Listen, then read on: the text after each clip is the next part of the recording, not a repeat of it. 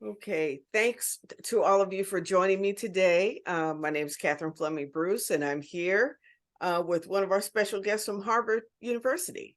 And I'd like you to introduce yourself and your connection to Alexander versus NAACP, talking about how you got involved in this brief and what the brief is about. Great. My name is Steve Ansolabehere. I'm a professor of government in the Harvard University, and I teach American politics, elections, and have worked for the past dozen or so years as an expert in a variety of voting rights cases, including, ID requirements, and other kinds of restrictive laws, but also redistricting. And the backstory of the case is that I'd worked on a case in North Carolina that involved a racial gerrymander. It was old North Carolina District 12, and it kind of, if you look at an old map of North Carolina, there was a district that kind of snaked all the way through, and it connected the Durham area to Mecklenburg and cut Charlotte up and things like that. So we were able to show that had been drawn in a racially discriminatory manner and in a way that harmed minority voters, especially Black voters. There's a predominant Black community in that area, but there was some Hispanic voters as well. So we're able to show that the state legislature had done this intentionally, because their defense was we did it for partisan reasons, not racial reasons. But we were able to take the demographic data and the voting data, and for every precinct that got moved out of the district and every precinct that got moved into the district, we were able to show that race was the predictor of what got moved in, and race was the predictor of what got moved out, not party. And then there was a case that surfaced in Virginia, and we were able to show the same thing there, and those districts were struck down. That had been a surprise in North Carolina because there had been a case back in the 90s involving the same district, and they hadn't been able to show it. But this time we were able to show this was race had predominated. That's the lingo that gets used. That means that we showed that it was a much bigger and stronger predictor of why something was changed in the district than was anything else, in particular party, which was the state's own defense. So then the South Carolina case came up, and I was not an expert in that case, but the expert in that case was using the same approach that we had used in North Carolina and in Virginia, and that we'd used in academic research concerning the effects of redistricting on different voters and on different politicians.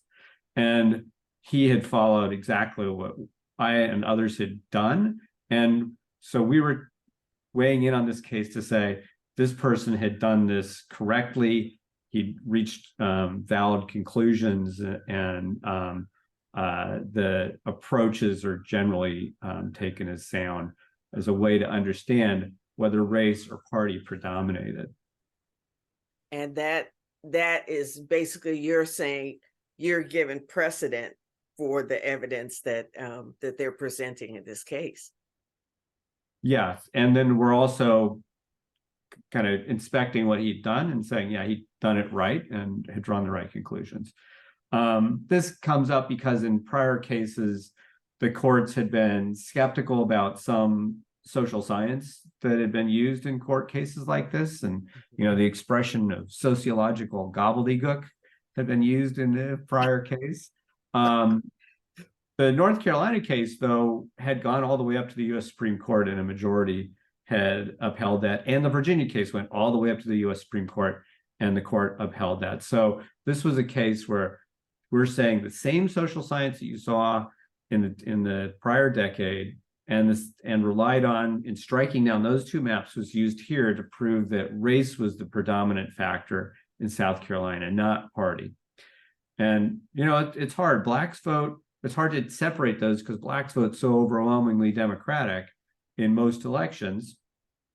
But what we're able to show is it's not just the way Blacks are treated, but the way whites are treated, that the white precincts that are moved out are being moved out because they're white, not because they're Republican.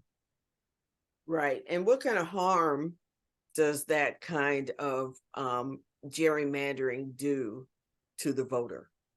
So there are a few things. One is the court back in that 1990s case said having an incoherent, weird looking district is itself a harm. Like there's no coherence to who represents me. That person's on the other side of the state for me. And the new North Carolina 12th district is all in Charlotte, it's all in Mecklenburg. It's like nice compact district. So it makes sense to the voter who represents me, where I am. But there are other harms. So one of the things when you have these ugly snaking districts and you've purposely drawn somebody out is you've taken a community that's pretty coherent and you've cracked it. You split it in half, and it makes it harder for that community to find a voice. It makes it harder for organizers on the ground to get together and say, hey, everybody, we got to get organized to help elect our candidates. So as soon as you start cracking up communities, really makes it difficult for organizations, makes it difficult to fundraise, makes it difficult to get out the vote. Why? Okay, that's very clear. Can you talk about some of your other partners in the amicus brief? Did you do it yourself, or were there other partners that worked with you, or other scholars? Yeah, so I wrote the amicus brief, but the other scholars are scholars who had, along with me, helped innovate and come up with these ways of approaching the data to understand, is it race or is it party? Bruce Kane is a professor at Stanford. He is one of the most senior people doing work in redistricting and representation and election law, super highly regarded scholar.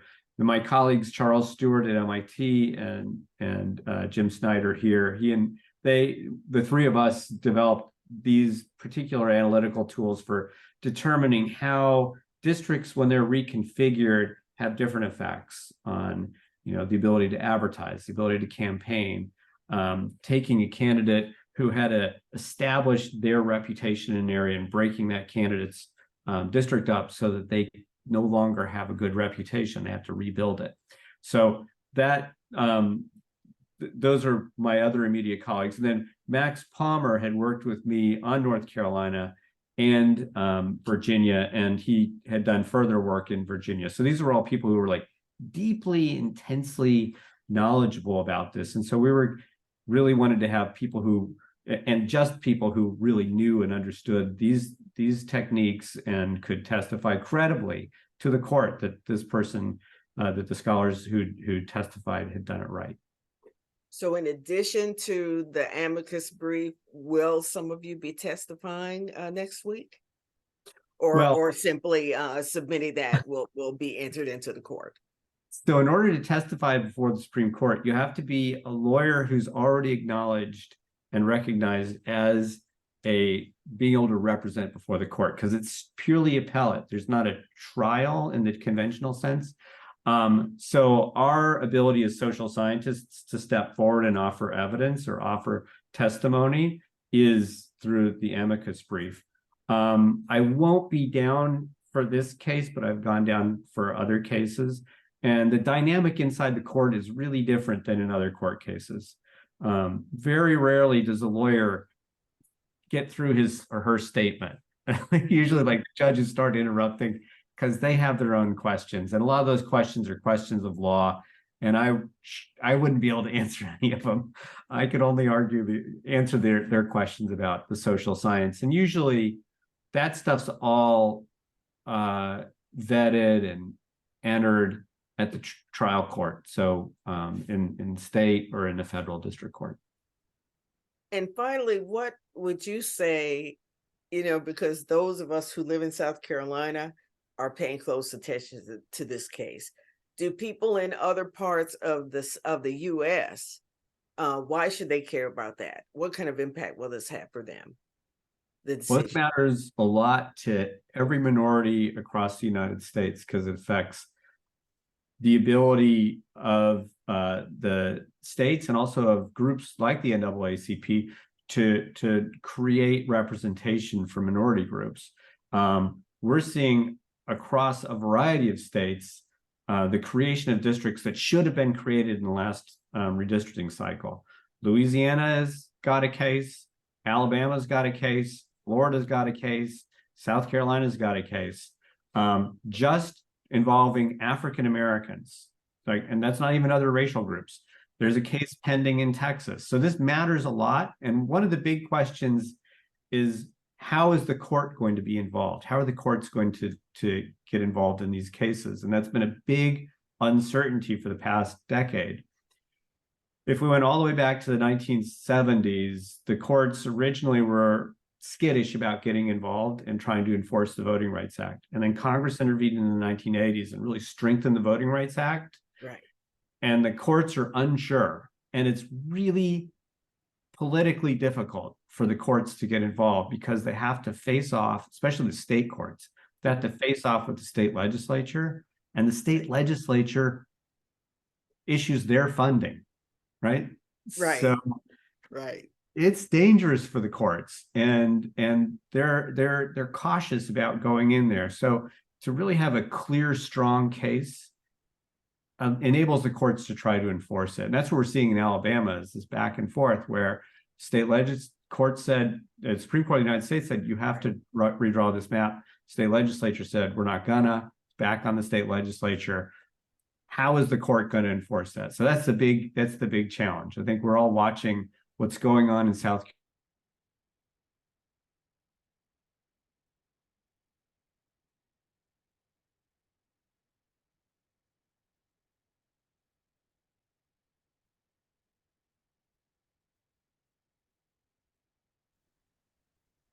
Okay. Yeah, I think it froze for a second, but we got through that.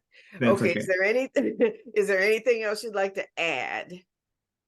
No, I think that's great. I mean, these are very important cases. A lot has changed.